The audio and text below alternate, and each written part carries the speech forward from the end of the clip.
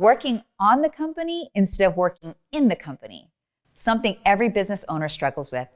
As the visionary behind your company, there's a fine balance between doing the things that keep the doors open and doing the things that explode company growth. In today's video, I bring on a special guest to talk about the balancing act that is working inside of your company and working on your company. So don't go anywhere. So you want to work on your company instead of inside of it. Well, it's a good thing you're watching this video.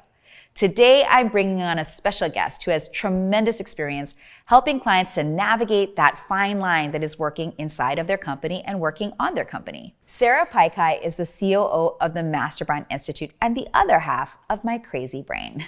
Together, we've built our company into an 8-figure powerhouse, helping newbie entrepreneurs up to other 8-figure business owners grow their company. All right, Jen, this is a doozy of a question. Okay, bracing myself. Brace yourself, okay? I'm so glad you have me here to talk with you about it today because here's a question. What's the difference between working in your business and working on your business? And this particular person who submitted the question said, do you have some examples of this? But let's start with the first question first. What's the difference between working in your business versus working on your business?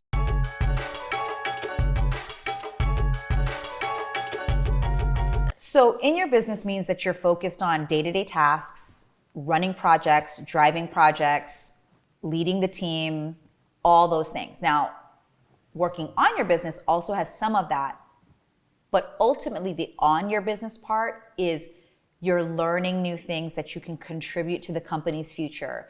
You're creating relationships that are, whether it's with partners, investors, the media, right? Things that can bring brand awareness to your company, things that can signal to those stakeholders what you stand for. And also you focusing on getting the best dang talent into your company. Now you work in collaboration with your second in command, your operations, head of operations typically on that. But it's really like you're always searching for who would be great to add to the team. And then you're giving those recruitment efforts off to someone else. If you take on the recruitment efforts, if you take on implementing all the new ideas, keyword implementation, in your business means you are implementing and executing, and ultimately we need to fire ourselves from implementing and executing. That is the team's job. Please do that right there. We can wrap this whole video. That's just it. Joking.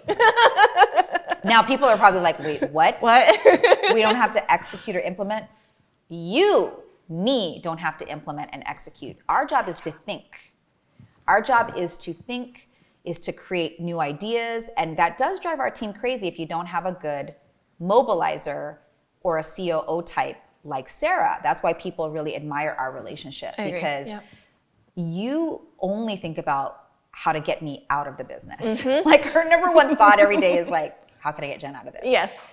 And my number one thought is, how can I give great ideas to Sarah and team to execute on that can actually work? Because the team's motivated by success, not just failure, right? Agreed. So I can think of so many instances that I've seen, and myself included a little bit. But I can think of a lot of instances where people put those important things that you mentioned, like the network building and thinking of like the working on the business stuff. They put it on the back burner and they think, oh, I'm too busy for it. I got to do all these other things. I got to look at the landing pages and write this copy and get on sales calls, and I have to talk to my accountant. Go into Entreport.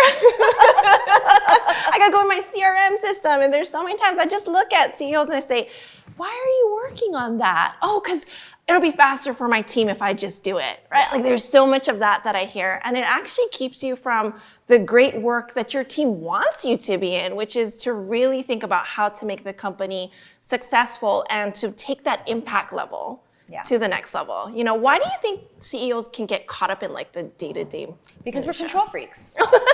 That's the reason. That's like the number one reason. And we forget to promote ourselves out of that. Once we've achieved a certain level of success, we don't give ourselves a promotion to working, because it's true, let's be clear.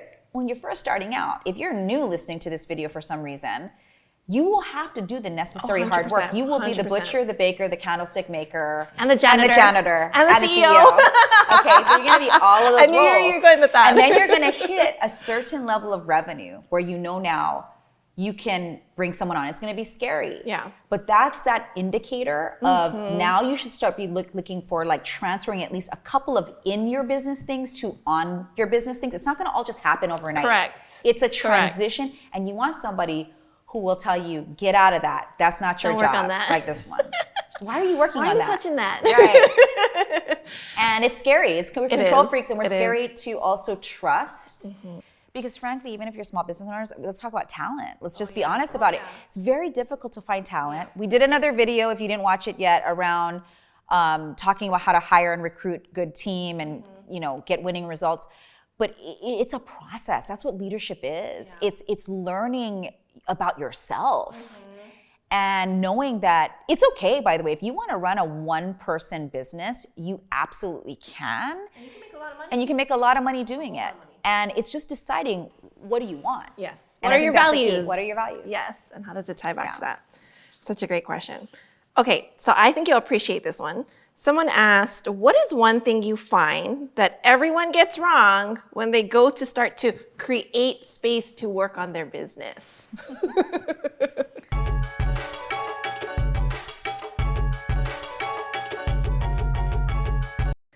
It's a loaded question. There is. I'm going to say that you're so burnt out by this point. This is the sad thing. So what I'm hoping this video will tell you is you don't have to get to the place of burnout to make this space. Because if you wait till you're burnt out, that's the biggest mistake, is waiting until you're burnt out.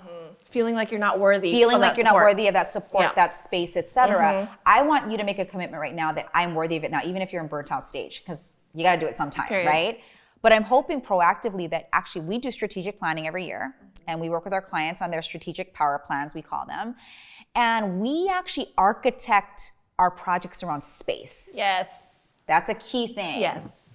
Instead of architecting about the projects, like what space do I need?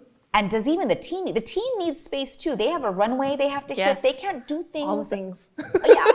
We don't want them working 80 to 100 hours a week either. Yes. We want them to execute and feel confident on our behalf. Yes. And so one of my recommendations is the biggest mistake you're making is you're actually planning your business around tasks and projects instead of space and vision. You know, they say there's a statistic that says for every 1 hour of strategy that you come up with, it's 3 to 5 hours of implementation work. I think it's probably double that. I mean, it's just like there's all of the things. Yeah, and your team needs time to integrate and mobilize every idea you have. And also, one big mistake too is thinking that your team can do everything. They can't. Yeah. And if you keep throwing shit at them, like a monkey at the zoo, everybody's been to the zoo where the monkey is like throwing shit at people.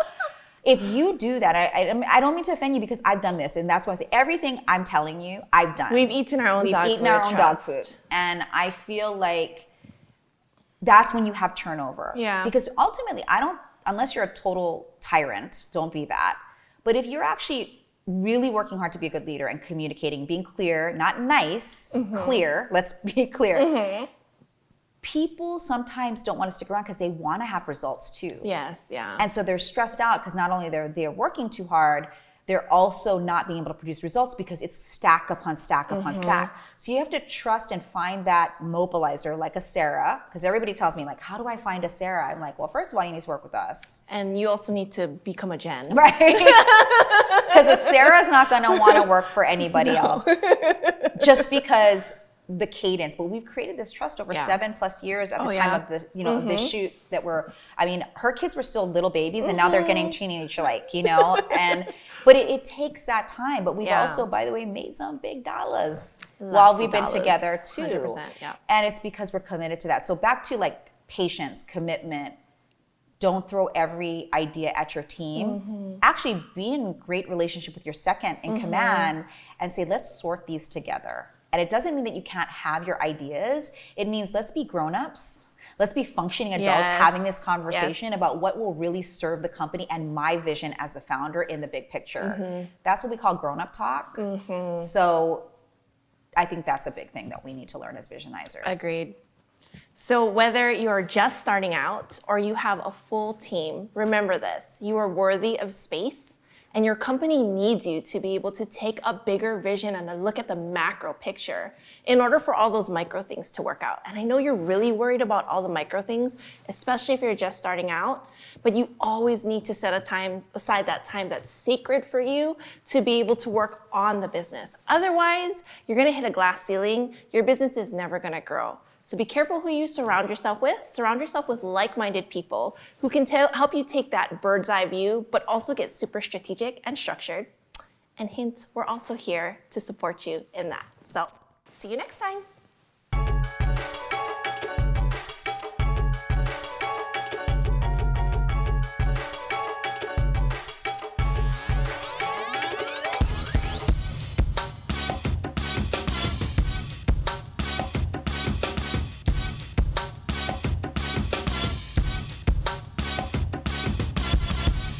Now, we answered some questions and talked about our thoughts on working inside your company versus working on your company. However, we want to answer your unique questions.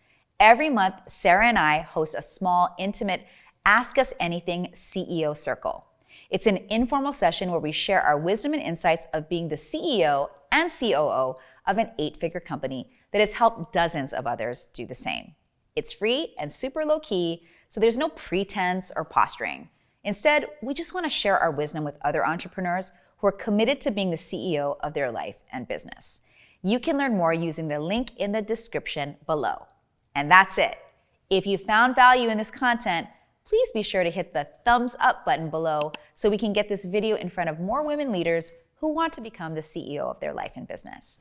Be sure to also hit the subscribe button and the little bell so you're notified when new content is released.